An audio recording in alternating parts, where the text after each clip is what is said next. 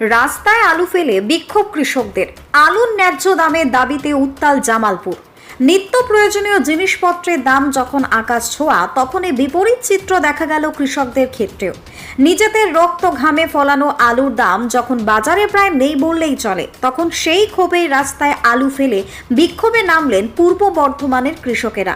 আজ মেমারি তারকেশ্বর গুরুত্বপূর্ণ রোডের আজাপুর এলাকায় সিপিআইএমের কৃষক সভার ডাকে এই বিক্ষোভ সংগঠিত হয়। কৃষকরা রাস্তা অবরোধ করে আলু ছড়িয়ে দেন পথে। তারা জানান, অনেকেই ব্যাংকের লোন নিয়ে আলু চাষ করেছিলেন, কিন্তু উৎপাদনের পর সেই আলু বিক্রি করতে গিয়ে পাচ্ছেন না ন্যায্য দাম। ফলে চাষের খরচই উঠছে না, উল্টে ঋণের বোঝায় জর্জরিত হয়ে পড়ছেন বহু কৃষক। এমনকি আত্মহত্যার কথাও ভাবছেন বলেই জানান বিক্ষোভকারীরা। বিক্ষোভকারীদের দাবি, অবিলম্বে সরকারকে হস্তক্ষেপ করে আলুর ন্যায্য দাম নিশ্চিত করতে হবে। কৃষকদের রক্ষা করতে হবে এই চরমতম সংকট থেকে। ঘণ্টা খানেকের এই অবরোধে ব্যাপক যানজট তৈরি হয়। পরে জামালপুর থানার পুলিশ ঘটনাস্থলে এসে বিক্ষোভকারীদের সঙ্গে কথা বলেন। পুলিশের আশ্বাসে অবশেষে অবরোধ তুলে নেওয়া হয়। তবে কৃষকরা হুঁশিয়ারি দিয়ে জানান, সরকারের তরফে দ্রুত কোনো পদক্ষেপ না এলে আগামী দিনে বৃহত্তর আন্দোলনের পথে হাঁটবেন তারা। জামালপুর থেকে আশিস কুমার ঘোষের রিপোর্ট, টার্গেট বাংলা নিউজ।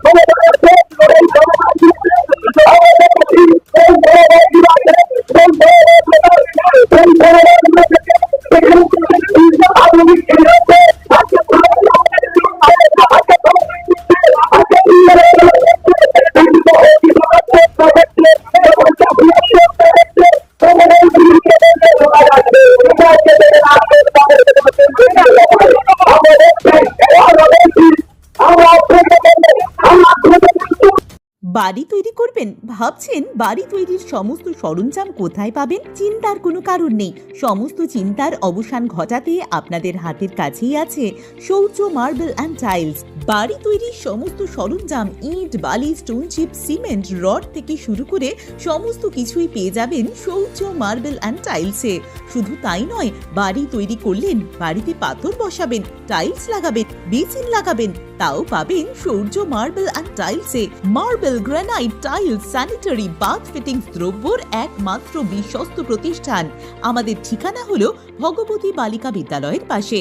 আমাদের দ্বিতীয় কাউন্টারটি হলো গোঘাট 1 বিডিও অফিসের গেটের সম্মুখে।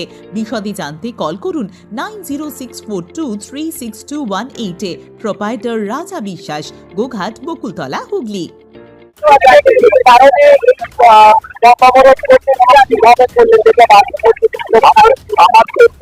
আলু এটা থেকে আপনারা দেখছেন, কারণ যখন আলুটা মাঠ থেকে ওঠে, মুখ্যমন্ত্রী বিধানসভায় বিল পাস করেছেন 450 টাকা আলু মাঠ থেকে নেওয়া হবে। তাহলে আলু যখন খোলার পর থেকে আমরা কি দেখছি, আলুর বাজার নিম্নমুখী। এখানে শুধু কৃষকরা নয়, অনেক বেকার ছেলে মেয়ের ভবিষ্যৎ, এই আলুর মধ্যে জড়িয়ে আছে, কৃষকের তার ফ্যামিলি বাচ্চারা পর্যন্ত জড়িয়ে আছে। তা এখন আমরা কি দেখছি, আলু ওঠার পর থেকে 250 থেকে 300 টাকা আলুর বাজার।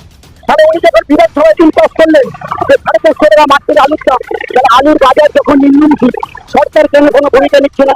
তাই আমরা কৃষক সভা থেকে আজকে এই আজাপুর চকদিঘির উপরে অবরোধ করেছি। আমাদের একটাই উদ্দেশ্য, আগামী দিন যাতে কৃষক পরিবারগুলো, ক্ষেত মজুর পরিবারগুলো, যারা বেকার ছেলেমেয়ে এই শিল্পের সঙ্গে জড়িয়ে তাদের ফ্যামিলিগুলো বাঁচে, অতি অবশ্যই এই সরকারকে ভূমিকা নিতে হবে। হ্যাঁ, সামনে পুজো, মানে বেকার ছেলে মেয়েদের তাদের তাদের বাড়ির ফ্যামিলি, এই কৃষক ফ্যামিলি, তারা আলু চাষ করেছে, এই এত টাকা কালোবাজারি করে তারা সারের দাম কিনেছে, তখন তো সরকার কোনো ভূমিকা দিবে না। তাহলে আজকে আলুর বাজার কোথায় নিম্নমুখী? তাহলে সরকার কেন এখনো যে বন্ধ করে বসে আছে? গত আমরা দেখতে পাচ্ছি উনি চারিদিকে দান সত্তর করে বেড়াচ্ছে, গরিবের পেটে লাথি মেরে, কৃষকদের পেটে লাথি মেরে উনি 1 টাকা দান সত্তর করছেন। আপনার আমার টাকা উনি কেন এটা করবেন? নিজেদের কথা ভাবলেন না? কৃষক মরে যাচ্ছে, শ্রমিক মরে যাচ্ছে, বেকার ছেলেরা মরে যাচ্ছে, আর উনি বলছেন পরিযায়ী শ্রমিকরা এখানে ফিরে এসো, কিসের স্বার্থে ফিরে আসবে? আজকে এই শিল্পের সঙ্গে অনেক হাজার হাজার ছেলে মেয়ে, বেকার ছেলে মেয়ে তারা জড়িয়ে আছে, তাদের ফ্যামিলি জড়িয়ে আছে। তারা কি করবে? সামনে পুজো, বাচ্চাদের ছেলে মেয়ে, তাদের ফ্যামিলি আছে, তারা একটা জামা কাপড় পর্যন্ত কিনে দিতে পারবে না। ওনাকে ভাবতে হবে না? আমরা চাইছি যাতে কৃষক তার ন্যায্য ফসলের দাম পায়, সরকার ভূমিকা পালন করুক। বেকার ছেলে মেয়ে অনেকের শিল্পে জড়িয়ে আছে, যারা জানি জড়িয়ে আছে। আপনার নাম? আপনার নাম? আমার নাম স্বরূপ ভট্টাচার্য, আমি এই বর্তমান জেলা কমিটির সিআইটু। আমি চাইছি যে আপনারা দেখতে পাচ্ছেন যে ক্রমশ আলুর দাম পড়ে যাচ্ছে নিম্নমুখী, যেটা তার খরচের চেয়েও অনেক টাকা কম, তার লোকসান হবে। এই অবস্থায় দাঁড়িয়ে চাষিকে বাঁচাতে গেলে আমরা প্রথম সময়, অর্থাৎ যখন আলু হচ্ছে তখন আমরা বলেছিলাম 600 টাকা বস্তা করে, কিন্তু নবান্ন থেকে তিনি ধার্য করলেন 450 টাকা।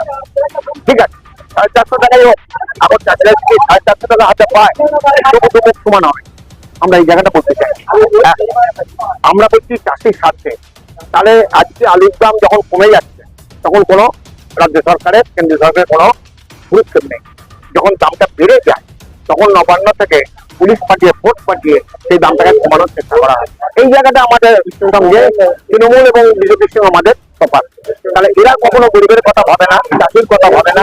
আমরা কৃষক, মজুর এবং গরিব মানুষের জন্য আমরা লড়াই করি, সেই জন্য আমরা মাঠে ময়দানে আছি। আজকে আমরা অবরোধ করলাম।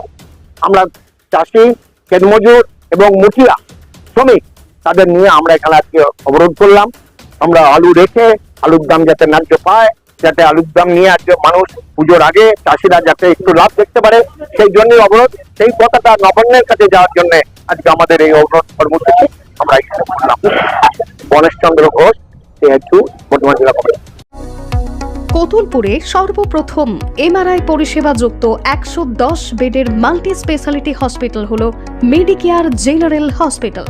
স্বাস্থ্যসাথী মান্যতাপ্রাপ্ত এই হসপিটালে রয়েছে AC, non AC cabin, modern OT, ICCU, NICU, micro surgery, dialysis বিভাগ, ব্রেন ও spine surgery, cancer surgery, lift সহ নানান পরিষেবা।